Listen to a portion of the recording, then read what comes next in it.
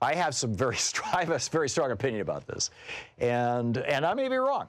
I don't know, but you know, I wanted to just put it out there and you know, get your take and your thoughts on it. Lucy Flores is, and you know, if you've been living under a rock, you haven't noticed this, but it's been all over the news for a couple of days now. A, she was an outspoken Bernie supporter. B, Biden campaigned for her when she was running for lieutenant governor of, what was it, Nevada. And, you know, so they campaigned together. And so there are people who are trying to make this political. She has made it very clear that basically what happened was Biden was standing behind her as they were about to go on stage, and he put his hands on her shoulder and smelled her hair and kissed the top of her head, or something close to that. And there's like no shortage of little video clips floating around the internet of Biden doing the exact same thing over the decades, right? He's, you know, and you know, I've met Joe Biden. Louise has met Joe Biden. When I was at a small event, maybe 25, 30 people that he was speaking to. This was when we lived in Washington, D.C. And he came over, and, you know, I feel his hand on my shoulder, and I stand up, and he takes my hand with his other hand, and he's like kind of holding me as we're talking. And he did the same thing with Louise. And it didn't feel creepy, but then I'm a guy.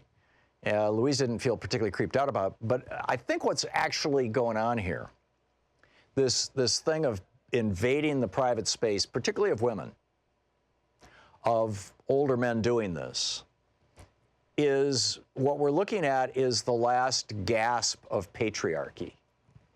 That Joe Biden grew up in a world where, I mean, you know, I remember in the early 1970s when I was running a business, and in fact, Louise was, you know, she was my partner, she and a guy named Terry O'Connor, my partners in this business. And I could get a credit card, but she couldn't unless I co-signed, because I was the man. I mean, this was back in the days when we wanted to hire one of our first hires for our company was essentially what today you would call a receptionist. Back then it was called a secretary.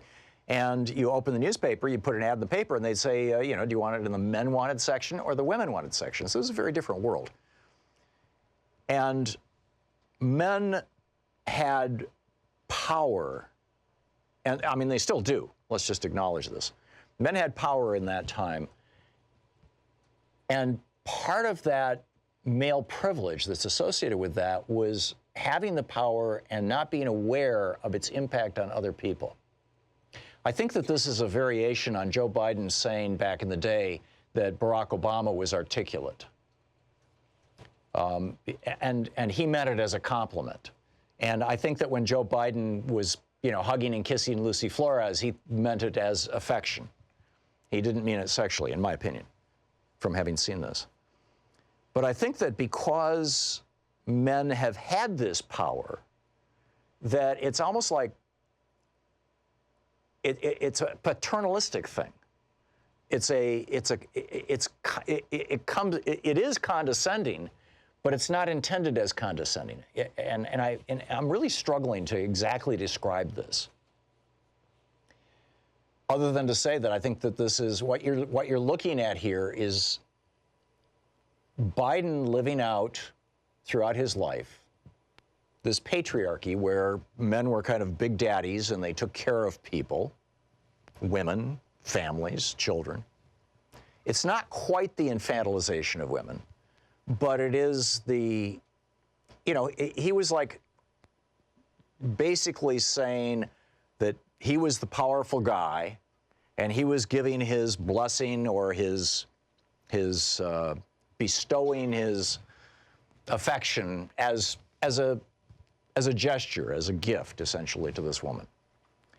And I totally get it, how somebody on the receiving end of that, who doesn't view an older white man as, you know, a role model or as a mentor or as a father figure, essentially, would be totally offended by that. And I think that this is an extraordinary and positive opportunity as a learning moment as we make this transition. And this has really just happened in the last decade or so in a big way. You know, the whole Me Too thing, and some of it in response to Harvey Weinstein. Now, he represents the extreme end of that, where as a man, he was basically able to say to any young woman who came within his grasp that if she wanted a role in a movie, if she wanted to become famous, if she wanted to become wealthy, she had to have sex with him. And he's now claiming, Weinstein is claiming that, well, it was all consensual because it was basically, that was the deal. This is nothing like that, except that it's also the tail end of men have power and nobody else does. Women don't, children don't, people of color don't, white men have power, or at least more power than anybody else. And as people are getting that and waking up to that, they're starting to push back. And I think the next couple days, Biden's response has been, that, hey, I never, intentionally did this. And, we'll see whether this turns into, that teaching moment, or if it devolves into a kind of crass partisan, well, she was a Bernie supporter, how dare she, kind of thing. Because there's people, kind of pushing both sides of that. But it seems to me that, he's living out a world that is dying.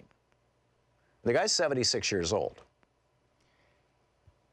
The world in which he grew up, and this is a man who, for most of his adult life, has had an extraordinary amount of power and fame and access to even greater power. And he thinks, I'm quite confident, that by being affectionate, by reaching out, by trying to, whatever, that he's the good guy. Plus, he's just, and I don't know if this is the case with Al Franken or not, people have made the analogy, but he's also, I can tell you from having met Joe Biden and from Louise, her take from having met Joe Biden, he's an extremely kinesthetic guy. Everything is about feelings. He talks the language of feelings. And kinesthetic people tend to touch a lot. And which is, again, is not to pardon or forgive it. So, that's my take on it. I think that we're seeing essentially the last gasp of patriarchy here, on the one hand.